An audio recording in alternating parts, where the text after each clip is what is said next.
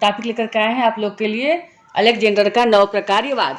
आइए जान लेते हैं कि नव प्रकार्यवाद क्या है। What is new functionalism?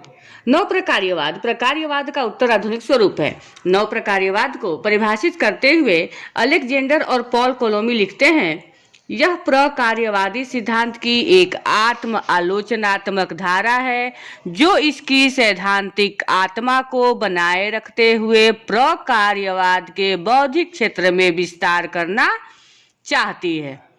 नव प्रकार्यवाद सीधे सीधे पार्सन्स के संरचनात्मक प्रकार्यवाद से प्रेरणा पाकर विकसित हुआ है। नव प्रकार्यवाद कैसे विकसित हुआ है? नव प्रकार्यवाद सीधे सीधे पार्सन्स के संरचनात्मक प्रकार्यवाद से प्रेरणा पाकर विकसित हुआ है। यह प्रारंभ भी पार्सन्स से होता है और समाप्त भी पार्सन्स से ही होता है। कुल मिलाकर कहा जाए तो पुरानी कलाकृति को नए रंगों से रंग दिया गया है। अब समझ लीजिए नव प्रकार्यवाद की विशेषताएं होती है। नव प्रकार्यवाद उत्तर प्रत्यक्षवादी विज्ञान है। नव प्रकार्यवाद प्रतीकों के अध्ययन पर बल देता है। नव प्रकार्यवाद की मान्यता क्रिया का निर्धारण स्वयं करता है, व्यवस्था नहीं। नव प्रकार्यवाद की मान्यता क्रिया का निर्धारण स्वयं करता है, व्यवस्था नहीं। नव प्रकार्यवाद प्रकार्यवाद की कमियों को दूर करता है। जेफरी अलेक्जेंडर का नव प्रकार्यवाद जान लेते हैं। नव प्रकार्यवाद के अग्रणी विचारक जेफरी अलेक्जेंडर का जन्म सन 1947 में अमेरिका में हुआ। उनकी शिक्षा दीक्षा हार्वर्ड विश्वविद्यालय अमेरिका में हुई। नव वामपंथी मार्क्सवादी विचारधारा से प्रेरित अलेक्जेंडर ने छात्र आंदोलनों में जमकर सहभागिता की। शिक्षा समाप्ति के बाद अलेक्जेंडर बर्कले यूनिवर्सिटी में अध्यापक हो गए तथा पीएचडी की उपाधि भी प्राप्त की। अलेक्जेंडर मार्क्सवादी विचारधारा से प्रभावित रहे हैं, इसलिए उनकी गणना नव प्रकार्यवाद के साथ साथ नव वामपंथी मार्क्सवादियों में भी की जाती है।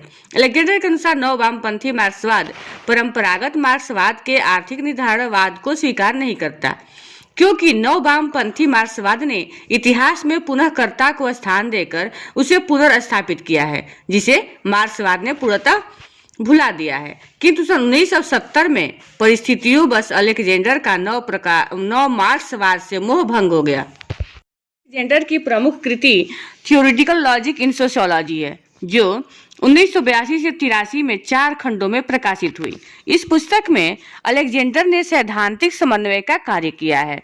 इसी पुस्तक के माध्यम से अलेक्जेंडर ने पार्सन्स का विरोध प्रारंभ किया। यह पुस्तक पार्सन्स की कृतियों के समकक्ष मानी जाती है। पार्सन्स ने समाजशास्त्रीय अध्ययनों में प्रत्यक्षवाद पर बल दिया था, किंतु अलेक्जेंडर ने इस पुस्तक के माध्यम से समाजशास्त्रीय अध्ययनों में उत्तर प्रत्यक्षवाद पर बल दिया है। अलेक्जेंडर की प्रमुख कृतियां निम्नलिखित हैं। पहला नंबर है थियोरेटिकल लॉजिक इन सोशियोलॉजी, 1982-83 में अलेक्जेंडर ने लिखा था। दूसरा न्यू फंक्शनलिज्म, जो 1985 में लिखा। तीसरा 20 lectures social theory since world war, 1987 में जो उन्होंने लिखा। चौथा है दुर्खमियन सोशियोलॉजी कल्चरल स्टडीज, जो अलेक्जेंडर ने 1988 में लिखा। पांचवा है एक्शन एंड एनवायरमेंट्स, 1988 में अलेक्जेंडर ने लिखा। छठा है फिक्स्ड डिसेल सोशल थ्योरी, जो 1995 में अलेक्जेंडर ने लिखा। सातवां है न्यू फंक्शनलिज्म एंड बियॉन्ड, जो 1998 में अलेक्जेंडर ने लिखा था। अलेक्जेंडर ने पार्सन्स के प्रकार्यवाद की व्याख्या नए कलेवर में की है। यही अलेक्जेंडर का नव प्रकार्यवाद है।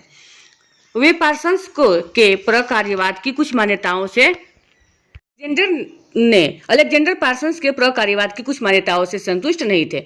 उन्हीं कमियों को दूर करने का प्रयास करते हुए अलेक्जेंडर ने अपने विचारों को प्रस्तुत किया है। अलेक्जेंडर के इन विचारों को बिंदुवार तरीके से संक्षेप में समझना आवश्यक है। नंबर है प्रत्यक्षवाद का विरोध। समाजशास्त्रीय अध्ययनों में प्रत्यक्षवाद का प्रतिपादन ऑगस्ट कॉम्टे ने किया था। प्रत्यक्षवाद अनुभव अर्थात अवलोकन आधारित अध्ययनों का दूसरा नाम है।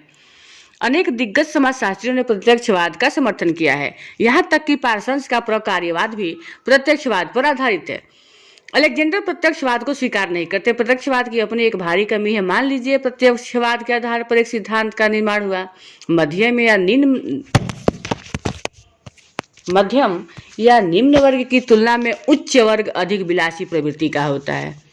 अब जब भी इस विषय पर कोई शोधकर्ता अध्ययन करने क्षेत्र में जाएगा, वह इसी सिद्धांत को आधार बनाकर अध्ययन क्षेत्र में तथ्य एकत्रित करेगा, क्योंकि तथ्य सिद्धांत के विपरीत एकत्र नहीं किए जा सकते। ये कारण अलेक्जेंडर ने उत्तर प्रत्यक्षवाद को प्रस्तुत किया है। अलेक्जेंडर का विचार है कि समाजशास्त्र को अनुभव के साथ सैद्धांतिक तत्वों पर भी ध्यान देना चाहिए। केवल अनुभव का ही हम ध्यान रखेंगे तो नए निष्कर्ष सामने नहीं आ पाएंगे। सिद्धांत का मत है कि अनुभववाद और सिद्धांतवाद का समायोजन समाजशास्त्र में तार्किकता को प्रोत्साहित करेगा। सिद्धांत का यही उत्तर प्रत्यक्षवादी दृष्टिकोण उन्हें विशिष्ट समाजशास्त्रियों की श्रेणी में लाके खड़ा करता है। दूसरा नंबर है क्रिया और व्यवस्था की अवधारणा। अलेक्जेंडर समाजशास्त्र को एक नया सैद्धांतिक तर्क देना चाहते हैं। उनकी यह मंशा उनकी पुस्तक थ्योरेटिकल लॉजिक इन सोशियोलॉजी में देखने को मिलती है। इसके लिए उन्होंने क्रिया और व्यवस्था की अवधारणा को प्रस्तुत किया है। ये दोनों अवधारणाएं मतलब क्रिया और व्यवस्था की अवधारणा समाजशास्त्र के किसी भी तर्क में प्रयोग में लाई जा सकती है। अलेक्जेंडर ने पार्सन्स की क्रिया और व्यवस्था की व्याख्या को स्वीकार नहीं किया है। क्रिया और व्यवस्था के संबंध में अलेक्जेंडर का विचार है कि किसी भी क्रिया को संपन्न करने के पीछे कर्ता के दो उद्देश्य हो सकते हैं। या तो उसे वह क्रिया उपयोगी लगती है या फिर वह केवल व्यवस्था को बनाए रखने के लिए वह क्रिया करता है। क्रिया एवं व्यवस्था की यह अवधारणा केवल नव प्रकार्यवाद में ही देखने को मिलती है। तीसरा नंबर है प्रकार्यवाद की नवीन व्याख्या। प्रकार्यवाद शब्द को अनेक समाजशास्त्रियों ने परिभाषित किया है। सर्वाधिक स्पष्ट रूप से इसे रॉबर्ट मॉर्टन ने परिभाषित किया है। उन्होंने इसके 3 अर्थ भी बताए हैं। पहला, सामान्य रूप से फंक्शन अर्थात प्रकार्य का तात्पर्य किसी समारोह से होता है। दूसरा नंबर, गणितीय रूप से इसका तात्पर्य कार्य कारण से होता है। तथा तीसरा नंबर, समाजशास्त्र में प्रकार्य का तात्पर्य क्रिया एवं व्यवस्था से होता है। मॉर्टन के प्रकार्य संबंधी अर्थों से संतुष्ट नहीं है। अलेक्जेंडर ने अपनी पुस्तक नव प्रकार्यवाद में प्रकार्यवाद के नामकरण पर असहमति व्यक्त की है। अलेक्जेंडर ने प्रकार्यवाद को निम्न प्रकार प्रस्तुत किया है। पहला, हमें संपूर्ण समाज को खुले तथा बहुलवादी दृष्टिकोण से देखना चाहिए, अर्थात प्रत्येक दृष्टिकोण से समाज के प्रत्येक क्षेत्र का अध्ययन किया जाना चाहिए। हमें केवल सकारात्मक सामाजिक प्रक्रियाओं पर ध्यान नहीं देना चाहिए, बल्कि नकारात्मक अथवा विघटनकारी सामाजिक प्रक्रियाओं पर भी ध्यान केंद्रित करना चाहिए। नकारात्मक सामाजिक प्रक्रियाएं समाज की वास्तविकता होती हैं। दोनों प्रकार की प्रक्रियाओं को केंद्र बनाने से एकीकरण की संभावना रहती है। दूसरा नंबर, हमें सामाजिक विभेदीकरण का विरोध नहीं करना चाहिए। सामाजिक विभेदीकरण सामाजिक परिवर्तन के लिए अनिवार्य है। साथ ही समाजशास्त्र में प्रयुक्त होने वाली अवधारणाओं को मुक्त तरीके से स्पष्ट किया जाना आवश्यक है। तीसरा नंबर है क्रिया और संरचना की व्याख्या में हमें इस बात का ध्यान रखना चाहिए कि ये दोनों एक दूसरे को प्रभावित करती है। इसी रूप में इनका अध्ययन करना चाहिए, दोनों को अलग अलग समझ करके नहीं। चौथा नंबर है समाज, संस्कृति एवं व्यक्तित्व अलग अलग अवधारणाएं हैं, इन्हें पृथक पृथक रूप में देखा जाना चाहिए। आशा है आप लोग को समझ में आ गया होगा। धन्यवाद।